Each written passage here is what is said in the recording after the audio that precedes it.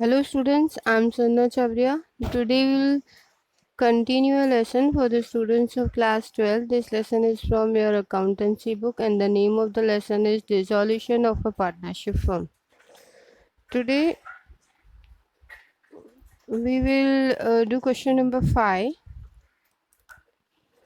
Pass journal entries for the following transactions of firm in case of firm's dissolution. अब जैसे कि आपको exam में भी ऐसे ही जर्नल एंट्रीज पूछी जाएंगी, यानी अलग अलग केसेस दे देंगे कि अगर ये केस हो तो आपको जर्नल एंट्री कैसे करनी चाहिए। तो डिसॉल्यूशन के टाइम पे ये जर्नल एंट्रीज हम कैसे करेंगे, छोटे छोटे सम्स हैं। इसी तरीके से 3 एंट्रीज जो है पूछी जाती हैं। At the time of dissolution the book value of goodwill is ₹56,000। No amount is realise. अब देखो, डिसॉल्यूशन के टाइम पे गुडविल की वैल्यू थी 56,000, ठीक है, और कुछ भी अमाउंट रियलाइज नहीं हुई है। तो जब भी कोई असेट होती है, जैसे कि मैंने आपको बताया कि जो रियलाइजेशन अकाउंट बनता है, तो रियलाइजेशन अकाउंट की डेबिट साइड हम ऑल एसेट्स ट्रांसफ़र करते हैं। तो ऑल एसेट्स को हम ट्रांसफ़र करेंगे, ठीक है। तो यहाँ पे हम गुडविल को भी ट्रांसफ़र करेंगे, क्योंकि ऑल एसेट्स में सब आ जाती हैं, fixed, tangible, intangible, current asset, सब एसेट्स आ जाती हैं जो यहाँ पे रिकॉर्ड की जाती है। तो पहले तो हम क्या करेंगे, गुडविल को ट्रांसफ़र करेंगे, दैट इज़ 56,000। कहाँ पे? रियलाइजेशन में। गुडविल एक असेट है, असेट का हमेशा डेबिट बैलेंस होता है। तो जब हम उसको ट्रांसफ़र करेंगे रियलाइजेशन अकाउंट में, तो उसका कौन सा बैलेंस हो जाएगा? क्रेडिट, ठीक है। और ये हम ट्रांसफ़र कहाँ करके लेके जा रहे हैं? रियलाइजेशन के अकाउंट की debit side, that's why realisation account क्या हो जाएगा? डेबिट। तो हम एंट्री करेंगे realisation account debited to goodwill account, amount 56,000, ठीक है। यानी एंट्री क्या करेंगे? Realisation account debited to goodwill amount 56,000। Clear हुआ ये चीज़? ओके। पर यहाँ पे हमें आगे दिया नो अमाउंट इज रियलाइज। अभी गुडविल की कोई वैल्यू हमें नहीं मिली। अगर गुडविल की कोई वैल्यू नहीं मिलती है तो ऑब्वियसली हम उसकी कोई एंट्री नहीं करेंगे, क्योंकि ऑटोमेटिकली जो है ये लॉस रियलाइजेशन अकाउंट में ट्रांसफ़र हो चुका है। कैसे? देखो मैं आपको बताऊं। जैसे कि रियलाइजेशन अकाउंट हमने ऑलरेडी गुडविल लिख दिया है इधर, 56,000 अकॉर्डिंग टू जनरल एंट्री लिख दिया होगा, ओके। तो अगर हमें गुडविल की वैल्यू सपोज करो रियलाइज होती 56,000 ही, तो हम इधर एंट्री करते बाय कैश करके। पर ये अमाउंट रियलाइज नहीं हुई है तो इस एंट्री को हम नहीं करेंगे। दैट मीन्स रियलाइजेशन में ऑलरेडी 56,000 डेबिट दिखा रहा है, ठीक है। यानी ऑलरेडी ये एक टाइप का लॉस जो है हमने इधर दिखा दिया हुआ है। अगर कोई वैल्यू नहीं मिलती है तो इनडायरेक्टली ये लॉस ऑलरेडी ट्रांसफ़र हो चुका है, तो इसकी कोई एंट्री नहीं की जाती। अगर किसी भी असेट की वैल्यू रियलाइज नहीं होती है तो उसकी एंट्री भी नहीं करनी होती है। तो इसकी सिर्फ एक ही जनरल एंट्री होगी, that will be realisation account debited to goodwill. Okay, clear. इसमें सेकंड केस दिया हुआ है, that is in the balance sheet land building is 8 lakh and investment is 2 lakh are disclosed, respectively 9 lakh and 1,50,000 are realized from them। अब जो है हमें second जो सम दिया हुआ है, जिसमें क्या दिया हुआ है कि लैंड बिल्डिंग की वैल्यू है 8 लाख, इन्वेस्टमेंट की वैल्यू है 2 लाख। ये बैलेंस शीट में शो है, ठीक है। ओल्ड जो बैलेंस शीट दी हुई है उसमें ये ऑलरेडी वैल्यू है। तो इसको पहले हम रियलाइजेशन में ट्रांसफ़र करने की एंट्री करेंगे। तो रियलाइजेशन में जब असेट को ट्रांसफ़र करेंगे तो आपको मैंने अभी बता दिया है कि रियलाइजेशन क्या होगा? डेबिट होगा, ठीक है। क्योंकि वही सेम जैसे हमने गुडविल में किया है, इसी तरीके से हम लैंड बिल्डिंग हो, इन्वेस्टमेंट हो या कोई भी असेट हो ट्रांसफ़र करेंगे तो रियलाइजेशन अकाउंट क्या हो जाएगा? डेबिट, ठीक है। टू क्या होगा? To land building and investment दोनों ही, तो to land and building, to investment. Amount दिया हुआ है 8 लाख, 2 लाख और टोटल 10 लाख। यानी इसकी जनरल एंट्री पहली क्या करेंगे? रियलाइजेशन अकाउंट डेबिटेड 10 लाख, दोनों मिला के amounts, to land building 8 lakh, to investment 2 lakh. ठीक है, क्लियर हुआ। अब जो है इनकी रियलाइजेबल वैल्यू दी हुई है, क्या मिला है देख लेते हैं। Respectively 9 lakh and 1,50,000 are realise, यानी जो लैंड बिल्डिंग के है उसकी 9 लाख मिले, और जो इन्वेस्टमेंट है उसकी 1,50,000 मिले, यानी टोटल मिला के 9+1 यानी 10,50,000 हमें रियलाइज हुई। तो जब भी कोई भी एसेट की वैल्यू हो हमें रियलाइज हो, तो वैसे जनरली हम असेट सेल करते हैं तो हम एंट्री क्या करते हैं, कैश। सपोज हम एंट्री करते हैं कैश अकाउंट डेबिटेड, और समझो हमने लैंड सेल किया तो लैंड एंड बिल्डिंग करते हैं, बरोबर। पर ये लैंड बिल्डिंग तो ऑलरेडी हम क्लोज कर चुके हैं, कहाँ लेके गए हैं हम लोग, रियलाइजेशन में लेके गए हैं। ठीक है, तो जैसे मैंने जर्नल एंट्रीज में आप लोगों को समझाया कि जब भी हम जर्नल एंट्री कोई असेट को सेल करने की करेंगे तब वो टोटल वैल्यू हमें रियलाइज होगी, और वो रियलाइजेशन अकाउंट में ही ट्रांसफ़र होगी, उस पर्टिकुलर असेट अकाउंट में नहीं, क्योंकि असेट्स अकाउंट ऑलरेडी क्लोज हो चुके होंगे। तो जब भी असेट्स रियलाइज हो तो एंट्री क्या करेंगे, cash account debited to realisation account. ठीक है, देखो इसी तरीके से किया हुआ है, कैश और बैंक दोनों लिख सकते हैं। ठीक है, तो कैश बैंक अकाउंट डेबिटेड 10,50,000, और दोनों की सेम एंट्री होगी। आप इन्वेस्टमेंट सेल कर रहे हो, लैंड बिल्डिंग सेल कर रहे हो, कोई भी असेट सेल कर रहे हो, आपको मनी मिल रहा है, एंट्री यही होने वाली है। Cash bank account debited to realisation, amount जितनी मिली 10,50,000 तो 10,50,000। हमें थर्ड केस क्या दिया हुआ है, total assets of the firm are 2 lakh, out of which 40% are current assets including cash 10,000, book value is realized। अब जो है हमें दिया हुआ है कि जो टोटल असेट्स हैं फर्म की वो 2 लाख है। ठीक है, एक मिनट, टोटल असेट जो हैं वो हैं 2 लाख, उसमें से जो 40% हैं वो करंट असेट्स हैं इंक्लूडिंग कैश 10,000। तो इसका अगर हम 40% फाइंड करें तो कितना होगा। ठीक है, एक मिनट।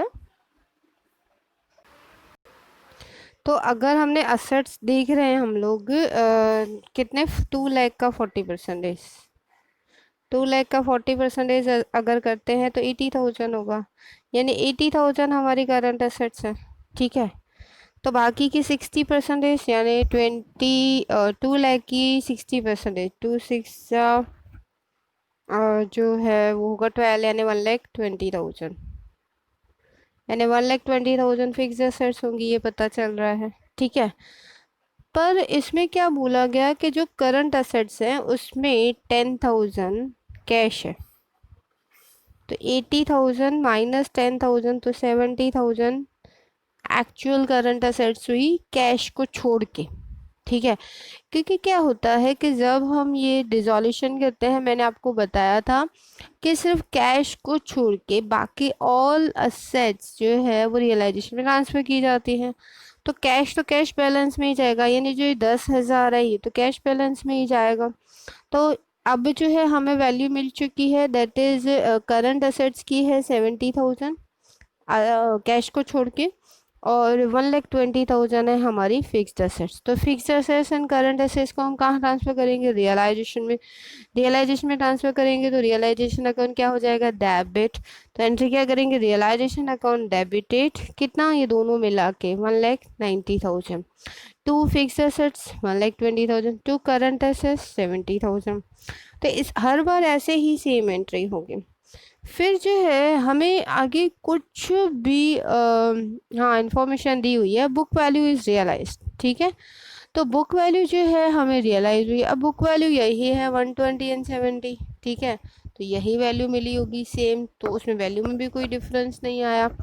अब जैसे कि असेट्स हमें हमारी कहाँ पे पड़ी है, रियलाइजेशन में, तो ऑब्वियस सी बात है हमें जो अमाउंट मिलेगी वो कैश के फॉर्मेशन में मिलेगी, और उन असेट्स का नाम नहीं लिखेंगे, क्या लिखेंगे, to realisation account.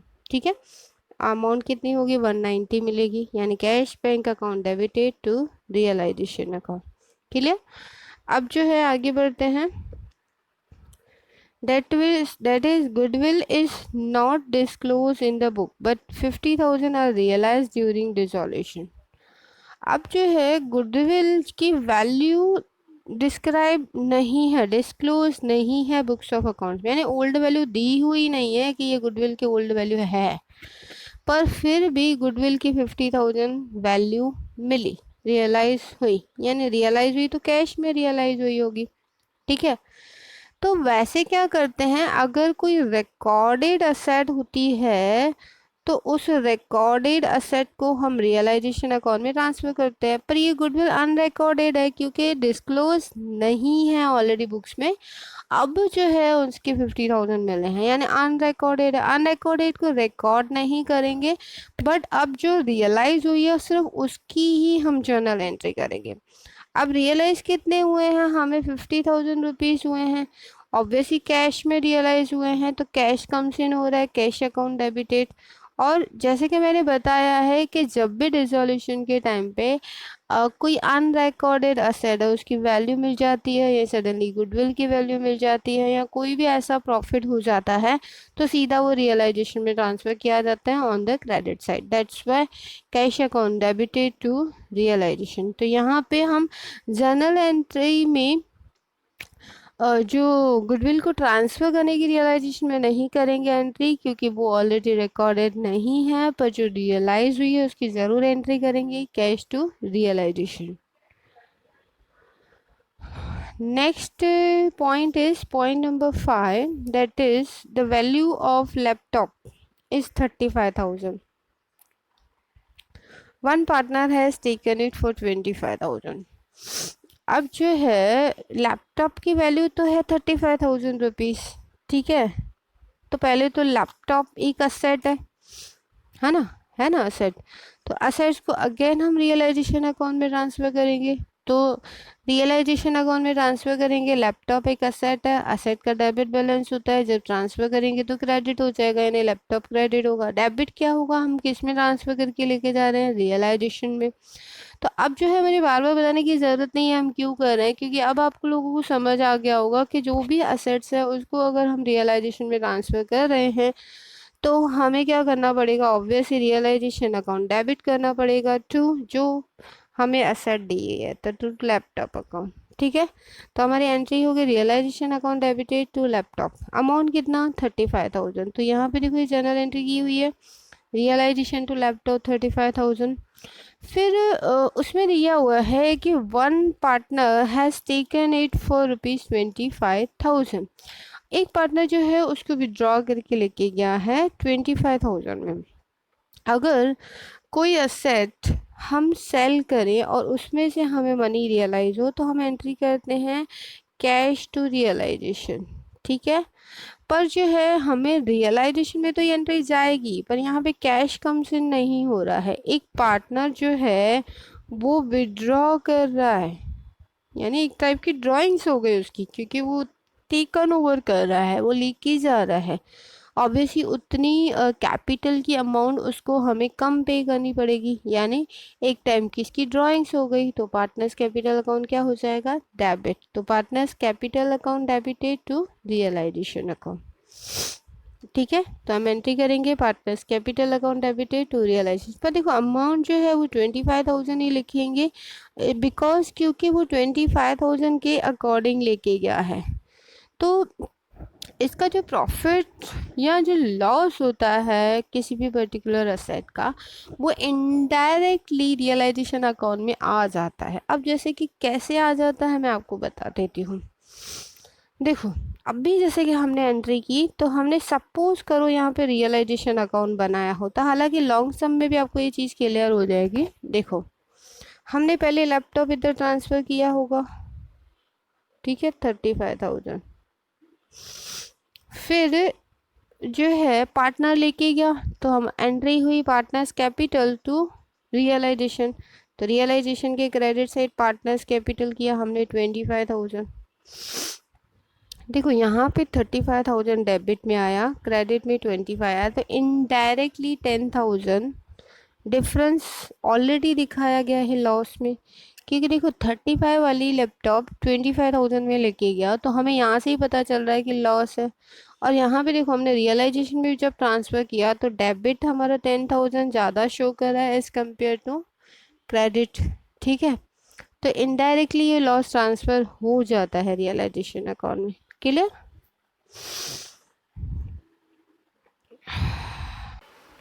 Next point है, a partner has accepted to pay a loan of his Shrimati 40,000 which was given to the firm.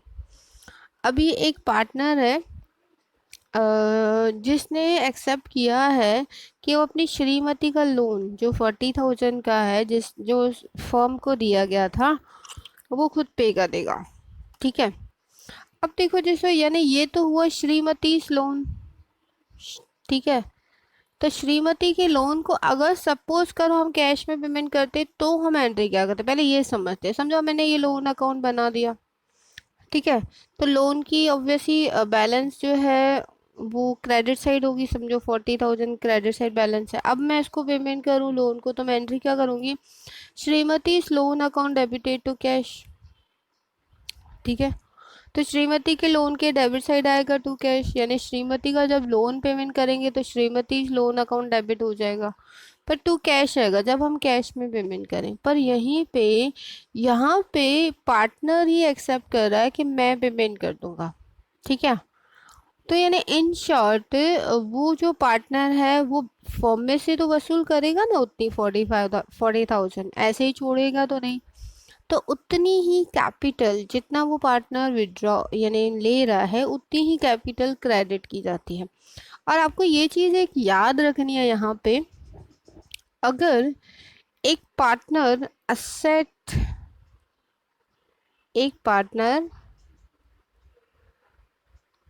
Taken over करता है तो पार्टनर्स का कैपिटल अकाउंट डेबिट किया जाता है। अगर एक पार्टनर लिएबिलिटी टेक ओवर करता है, ये लिएबिलिटी है फर्म की, ठीक है, श्रीमती लोन, तो उस वक्त पार्टनर्स का कैपिटल जो है वो क्रेडिट होता है। तो इसी तरीके से जब लोन श्रीमती का पेमेंट करना है तो श्रीमती इस लोन अकाउंट तो डेबिट होगा ही होगा, क्योंकि उसको हम पेमेंट कर रहे हैं। पर पेमेंट करेगा कौन, वही पार्टनर करेगा। श्रीमती का जो हस्बैंड होगा वो पेमेंट करेगा, क्योंकि वो फर्म का पार्टनर है। तो टू पार्टनर्स कैपिटल अकाउंट, जो भी नाम दिया गया हो, यहाँ पे नाम नहीं दिया गया है तो हमने डैश डैश करके लिख दिया है, dash dash dash partners capital account. ठीक है, नेक्स्ट दिया हुआ है that is income tax liability is now payable ₹30,000, it is not recorded in the books. अभी जो है ये भी एक अनरिकॉर्डेड लायबिलिटी है। आपको ये याद रखना है कि अनरिकॉर्डेड लायबिलिटी जो है डिसोल्यूशन के टाइम पे हम पेमेंट कर रहे हैं, तो जब हम पेमेंट कर रहे हैं उस वक्त हमारा ये एक्सपेंडिचर हो गया। ठीक है, यहाँ पेएबल अमाउंट हो गई, तो जब पेएबल अमाउंट पे की जाती है तो रियलाइजेशन अकाउंट क्या हो जाएगा, डेबिट। और बिकॉज हम कैश में पेमेंट कर रहे हैं तो टू कैश, यानी इसकी एंट्री क्या करेंगे, realisation account debited to cash. ठीक है, अमाउंट 30,000। ओके, यहाँ पे देखो एंट्री की हुई है, रियलाइजेशन टू कैश और bank. Next is after making payment of all liabilities and loan of a partners of a firm, surplus of assets is 1,20,000. The profit and loss sharing ratio of partners A, B and C is 5:3:2. अब जैसे कि all liabilities, loan सब कुछ पे हो गया है, फिर भी असेट्स का सरप्लस बच रहा है, दैट इज 1,20,000। और वो ऑब्वियसली सरप्लस ऑफ असेट्स बच रहा है तो हम क्या करेंगे, वो रियलाइजेशन का एक टाइप का प्रॉफिट हो गया। ठीक है, तो रियलाइजेशन अकाउंट का प्रॉफिट हम ट्रांसफ़र करते हैं ऑब्वियसली पार्टनर्स कैपिटल में, और उन्होंने पी एंड रेशियो भी दिया हुआ है, दैट इज़ 5:3:2। तो जब भी ऐसा दिया हुआ हो कि हमने पार्टनर्स की जो भी लायबिलिटीज़ हैं पार्टनरशिप फर्म की, लोन है, सब कुछ पे कर दिए, फिर भी असेट्स का कुछ सरप्लस बच रहा है, तो वो असेट्स का सरप्लस P&L रेशियो में पार्टनर्स में डिस्ट्रीब्यूट किया जाता है और उनके ओल्ड P&L रेशियो में किया जाता है।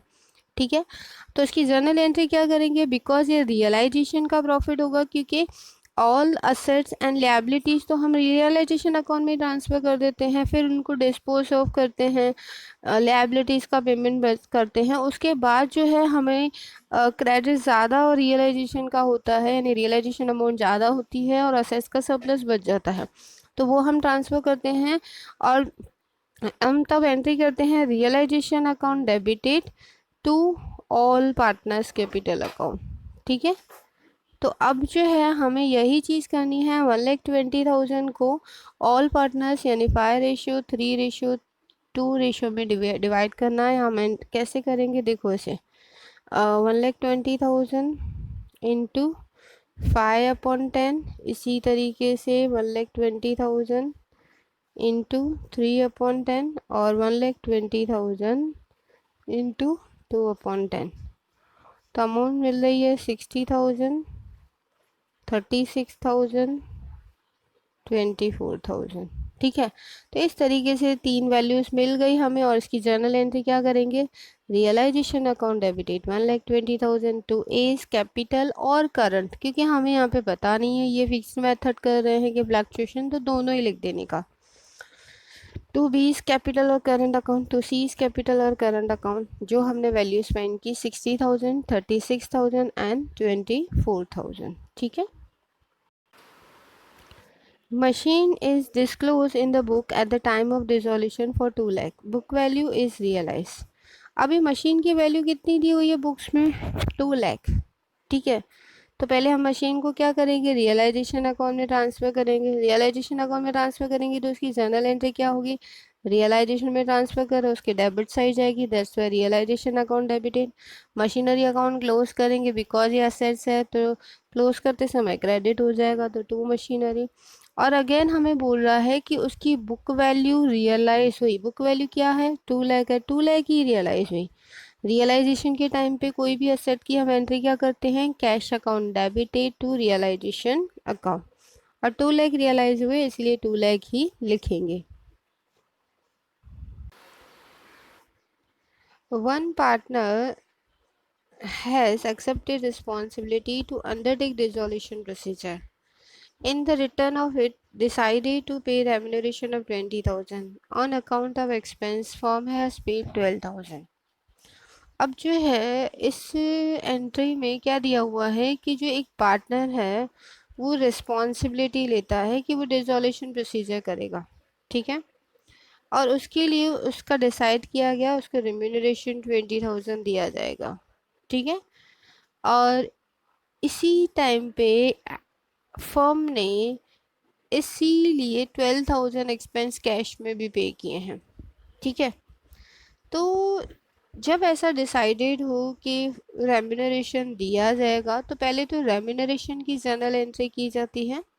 रेम्यूनरेशन की जर्नल एंट्री क्या होगी, जैसे कि ये एक टाइप का एक्सपेंस होगा, क्योंकि एक पार्टनर जो है पूरी की पूरी रिस्पॉन्सिबिलिटी ले रहा है, डिसॉल्यूशन प्रोसीजर वो खुद करेगा, जो भी लीगल फॉर्मेलिटीज होंगी, एवरीथिंग जो भी प्रोसीजर होगा वो खुद करेगा। ठीक है, तो जब वो सारी रिस्पॉन्सिबिलिटी ले रहा है तो उसको कोई 20,000 की फॉर्मेशन में उसको रेम्यूनरेशन दिया जाता है। हालांकि वो कितना एक्सपेंस करता है उसके ऊपर वो उसका मैटर है फिर, पर 20,000 रेम्यूनरेशन उसको दिया जाएगा। तो उसकी रेम्यूनरेशन की जर्नल एंट्री क्या होगी, उसकी रेम्यूनरेशन की जर्नल एंट्री होगी realisation account debited to partners capital account 20,000। ठीक है, आया समझ में। दूसरा, पर फर्म ने इसमें दिया हुआ है on account of expense firm has paid him 12,000, यानी अगर फर्म ने ये एंट्री कर दी realisation account debited to partners capital, तो यानी इसका मतलब यह है कि फर्म ने सिर्फ अभी फिलहाल रेम्यूनरेशन दे दिया है, तो फर्म को और कोई एंट्री करने की ज़रूरत नहीं है। पर हुआ क्या कि सपोज ऐसा हो सकता है कि ये पार्टनर उस वक्त प्रेजेंट ना हो और ये फर्म में कोई पर्सन पैसे लेने आया और वो एक्सपेंस जो है फिलहाल फर्म ने कर दिया, दैट इज 12,000। तो अब जो है रेम्यूनरेशन की रिस्पॉन्सिबिलिटी तो ये पार्टनर की है, यही करेगा और किसी की तो है नहीं। तो पार्टनर को 20,000 मिल चुके हैं ऑलरेडी, उसकी कैपिटल में हम ट्रांसफर कर चुके हैं, पर अब जो है डिसोल्यूशन के एक्सपेंस आ गए और वो पर्सन समझो एब्सेंट था उस वक्त, और पार्टनरशिप फर्म ने 12,000 पे कर दिए हैं। तो अब जो है 12,000 जो फर्म ने पे किए हैं वो फर्म की रिस्पॉन्सिबिलिटी नहीं थी, क्योंकि फर्म ऑलरेडी अपनी रिस्पॉन्सिबिलिटी को पे ऑफ कर चुकी है। तो ये जो है, जो ये कैश गोज आउट हुआ, तो कैश करके गोज आउट हुआ 12,000। ये रिस्पॉन्सिबिलिटी किसकी थी? पार्टनर की। तो पार्टनर की कैपिटल को ऑलरेडी हम उतना क्रेडिट कर चुके हैं 20,000, पर फिर भी हम ही यानी फर्म ही पे कर रही है, इसलिए उतना ही कैपिटल अकाउंट, उतना ही पार्टनर का कैपिटल अकाउंट डेबिट किया जाता है। यानी इसकी जो एक्चुअल जर्नल एंट्री होगी ये होगी कि पहले जो रेम्यूनरेशन दिया उसकी जर्नल एंट्री होगी रियलाइजेशन टू पार्टनर्स कैपिटल।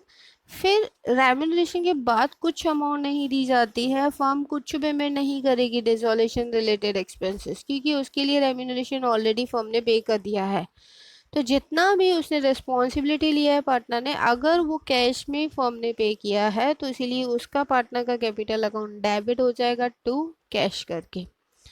पर यहाँ पे इन्होंने इसकी कंबाइन एंट्री कर दी है। देखो कंबाइन एंट्री भी कैसे हो सकती है, यहाँ पे आप देखो रियलाइजेशन अकाउंट डेबिट हुआ, तो रियलाइजेशन अकाउंट डेबिट कर दो 20,000 से, टू कैश क्रेडिट कर दो 12,000 से।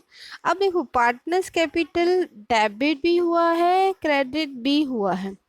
क्रेडिट हुआ है 20,000 से, डेबिट हुआ है 12,000 से। तो अगर हम 20,000 में से 12,000 माइनस करें तो 8,000 बचेंगे। तो 8,000 क्या ज़्यादा हुआ? क्रेडिट ज़्यादा हुआ है, तो इसीलिए 8,000 हम क्रेडिट कर देंगे। तो आप देखो यही जर्नल एंट्री की हुई है।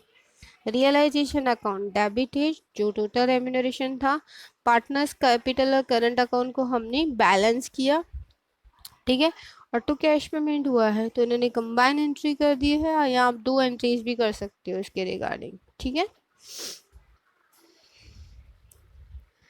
नेक्स्ट है there are debtors of 1,20,000 and creditors of 60,000 at the time of dissolution of the firm. One partner has taken debtors at 20% less than book value and accepted to pay the creditors.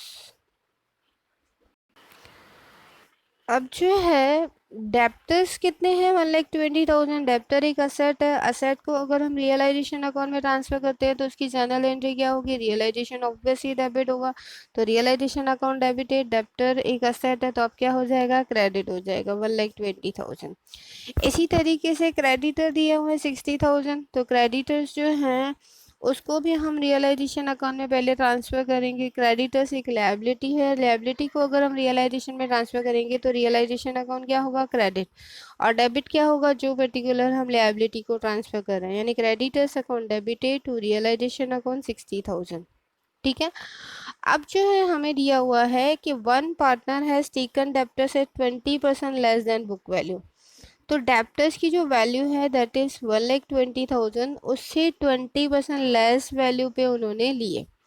यानी कोई asset अगर partner लेता है, taken over करता है, तो आपको मैंने बताया तब पार्टनर्स कैपिटल और करंट अकाउंट क्या किया जाता है?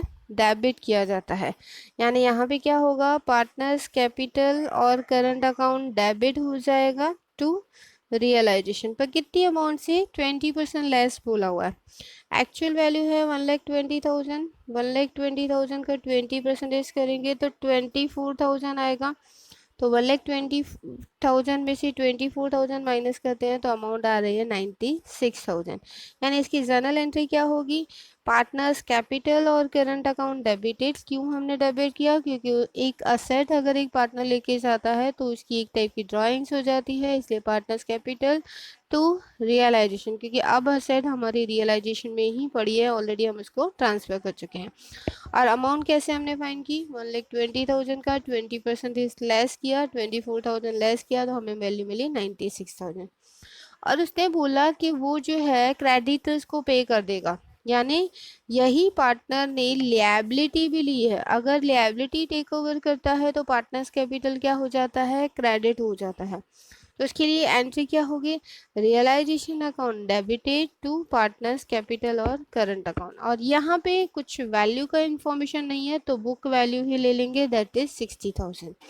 आपको याद ये रखना है कि अगर एक पार्टनर असेट टेक ओवर करता है तो पार्टनर्स कैपिटल डेबिट होता है, और अगर लायबिलिटी टेक ओवर करता है तो उस वक्त उसका कैपिटल अकाउंट क्रेडिट हो जाता है।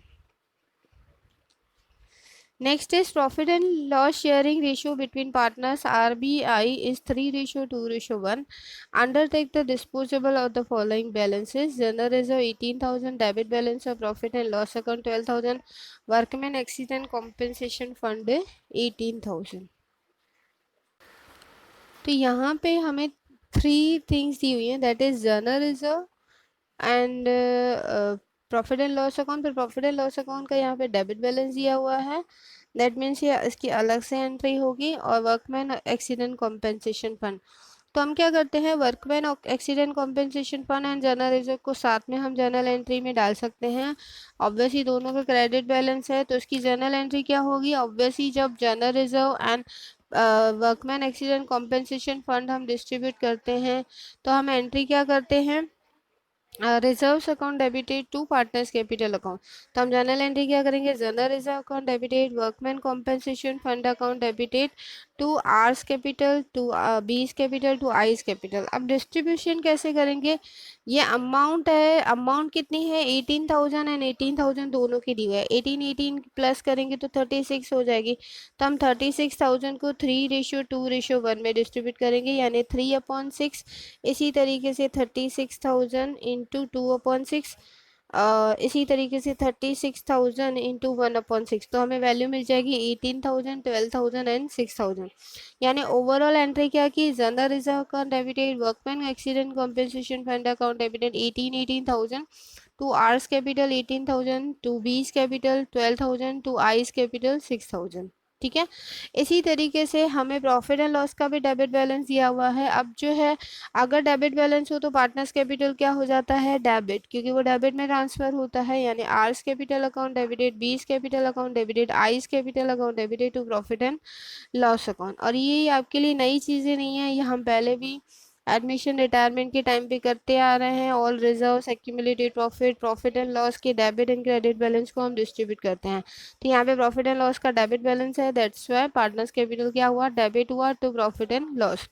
अमाउंट कितनी दी है, दैट इज 12,000। 12,000 को 3:2:1 में डिस्ट्रीब्यूट करोगे तो 6,000, 4,000 एंड 2,000 मिलेगा, और ये एंट्री ट्रांसफर हो जाएगी। ठीक है, तो आई होप आप लोगों को ये जर्नल एंट्री समझ में आई होंगी, एग्जाम में भी इसी तरीके से पूछी जाती हैं। Thank you for watching this video, good bye.